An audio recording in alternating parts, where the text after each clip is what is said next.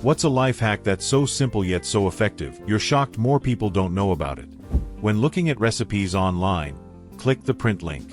This cuts out the unnecessary backstory and random musings. You can also save the recipe as a PDF to your computer or even just the link to the printable version. You mean to tell me after 20 years of having to read how this lasagna came to be after women, including the names, ages, locations of 20 of them, all decided to get together at one huge party? The year was 1942. Spring, almost, and the robins had just came back from, that I could have skipped all that. All that? Shut the front door. I deserve to be sent straight to jail for not knowing this. Always write down momentarily good ideas. Don't lean on your memory.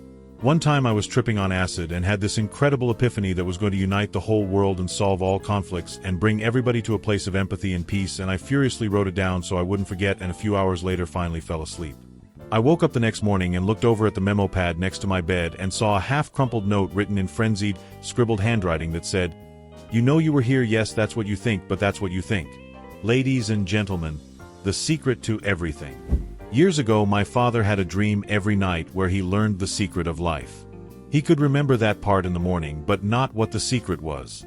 He started keeping paper by his bed so he could scribble it down, and one night he had the dream and scribbled it down and was so happy when he remembered in the morning.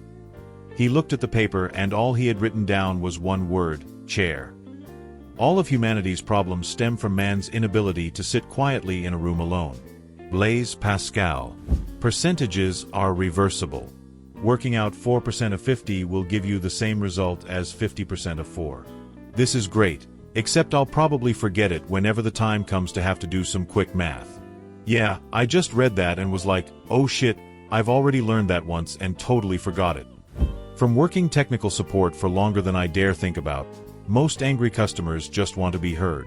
Let them have their rant, do active listening, and make notes about what they're saying. They will eventually run out of steam. Then, read back everything they talked about and go through it step by step. Works almost every time, and often they are very thankful by the end of the call. Another tip: instead of asking the customer if something's plugged in, ask them to check if the plug's prongs are corroded. After they check, they'll unconsciously plug it back in. This reminds me of how I used to trick people into remembering their passwords when I worked at a cell phone store. Take their phone, pretend I'm opening up some special password reset program, hand them their phone back and ask them to enter their new password. And I'd say about 70% of the time, they entered their current password and gained access.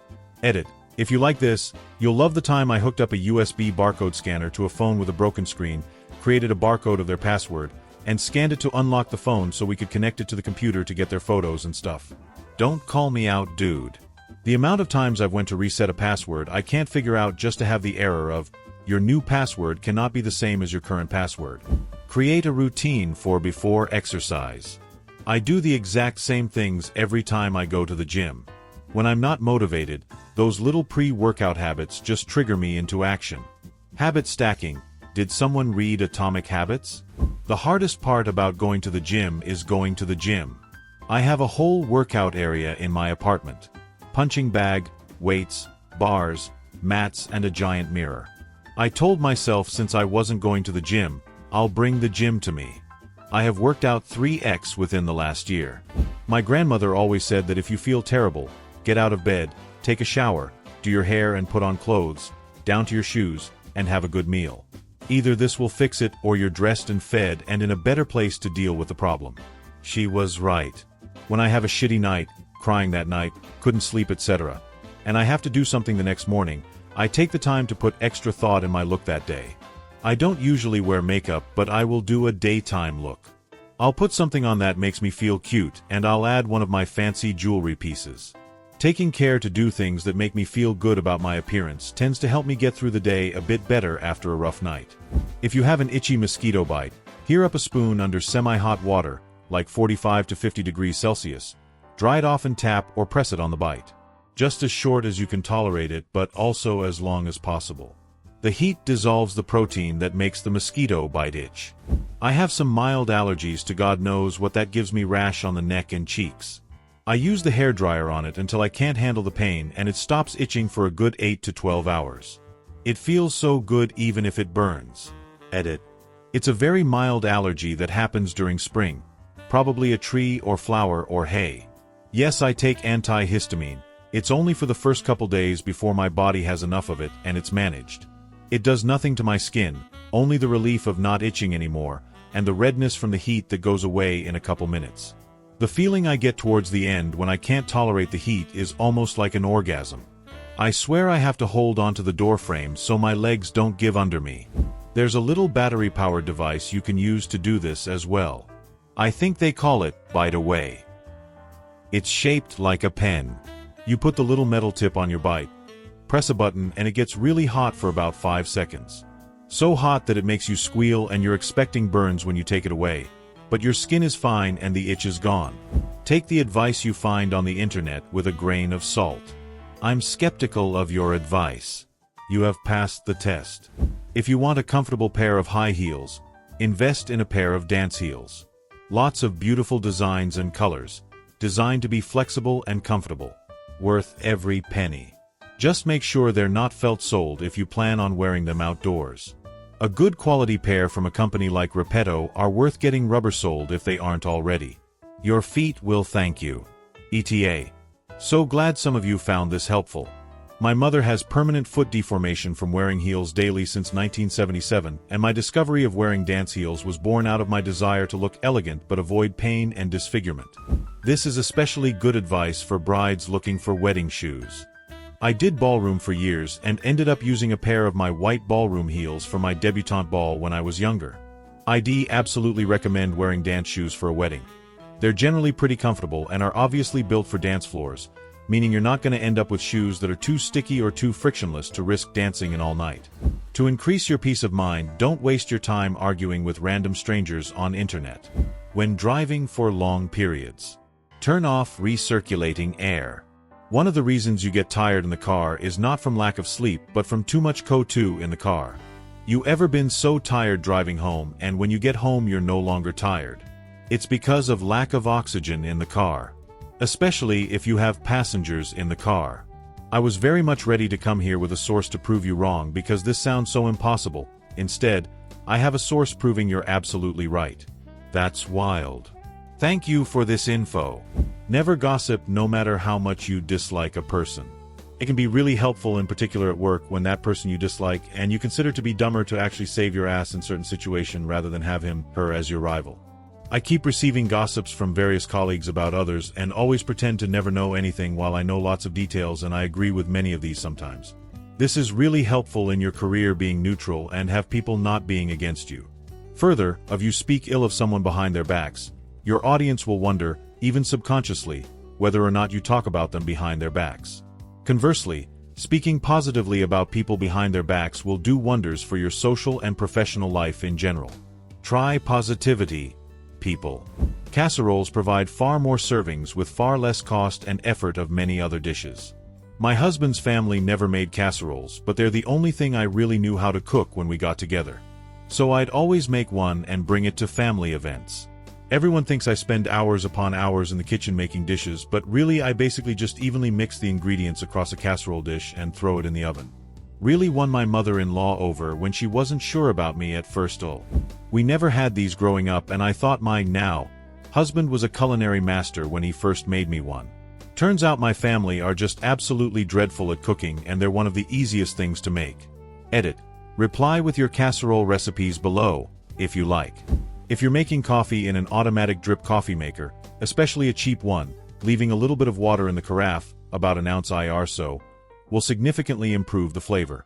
It prevents the first bit of brewed coffee from becoming scorched from the hot plate and flavoring the entire pot.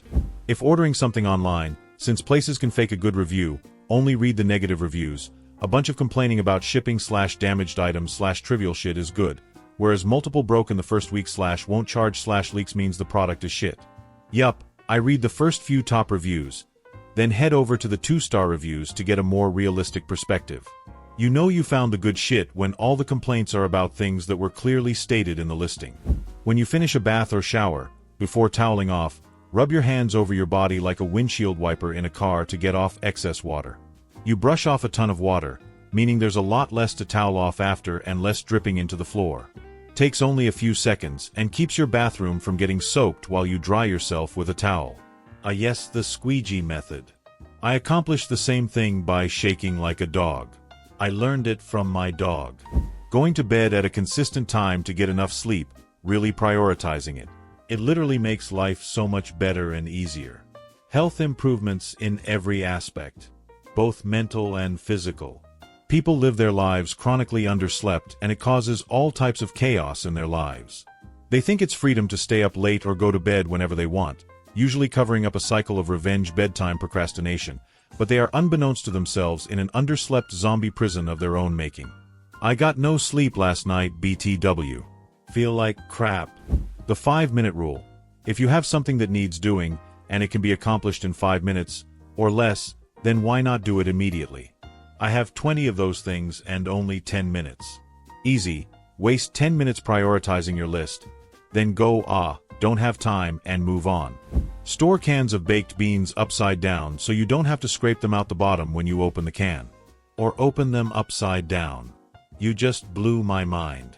Buy a bunch of the same style and color socks and you never have to match socks again. I have a drawer with just socks, and every time I reach in and grab two, I have a pair of matching socks. Game changer. I bought all black matching socks, but now they're all various shades of black and it makes my brain twitch in annoyance. When walking head-on towards somebody, to avoid the "are we going to crash into each other" dance, don't look at them to see where they are going. Fix your eyes over one of their shoulders and don't waver. They will then move in the other direction. If you work at a PC all day, turn the night light on constantly. I have it set to turn on at 4 a.m. and off at 3 a.m. Makes a huge difference in eye strain. After you get used to it, other screens feel like looking at the sun. I set up one of my colleagues' PCs the same, and a week later she told me she had stopped getting headaches every day at 1 p.m., which she had even been going to the opticians for. There's a YouTube video showing how to do that thing you don't know how to do. I don't want a video. I want to read the directions. Or a couple pictures. I don't want to sit through a 14-minute video of some super excited dude telling me the ins and outs of every toilet ever made. Just tell me how to put this thing on that thing to make it go. And I don't want a 26-minute video of some homesteading lady explaining why she named her children after constellations and how her hubsy gets up at the crack of dawn to feed their chickens. Just tell me the ratio of milk to oats for this goddamn recipe. And get off my lawn. Stainless steel can remove the smell of garlic from your hands.